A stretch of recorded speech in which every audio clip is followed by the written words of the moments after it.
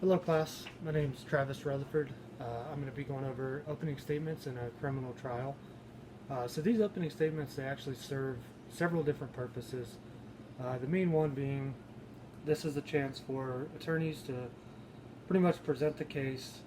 Uh, no arguments, just here's the facts, this is the evidence that's going to be presented, this is what we're going to be talking about, and it kind of snowballs from there.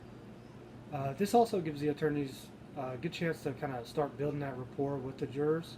Um, they can even come out, kind of present their track record, like, hey, this is my experience, this is the company I work for, law firm, this and that, and it kind of brings it to a personal level between the attorneys and the jurors who are essentially going to take all this information into account. Um, the order in which this occurs, it actually starts with the prosecution. They'll come out, do their opening statements, and then it's followed by the defense. And that same order carries on throughout the trial. So once one side presents opening statements, then once you get to the trial, it'll go back and forth from there. Some people don't like it. It's simple, to the point. Let the prosecution say why this person did something, and then defense can come back and provide that rebuttal, if you will. Opening statements are pretty important. Like I was saying, it gives the attorneys a chance to build that rapport, but I wouldn't say that they're really a make or break. Even if the jurors don't like the way opening statements are presented, they're not arguing the case, so they still have that chance to make their own accord of what's going on. These opening statements, they've been, I guess, getting better and better throughout the years, but there is some improvement. There's always room for improvement. One of these could be limiting the amount of time that attorneys have to present these opening statements.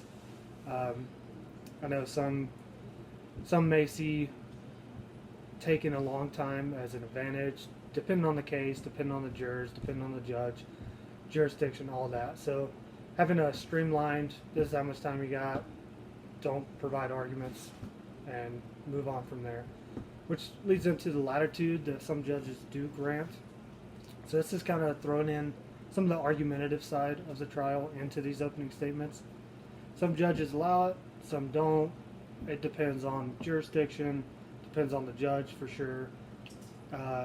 Some people like this in the opening statements, and some people are completely against it.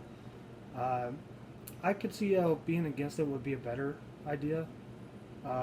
Just gives them, leaving out the argument side allows for the jurors to kind of ease into what they're about to experience, hear the facts, hear what evidence is going to be submitted, all this, and it just, I feel like it would take more pressure off the jurors than to try to like pick and pinpoint what they're trying to argue in these opening statements.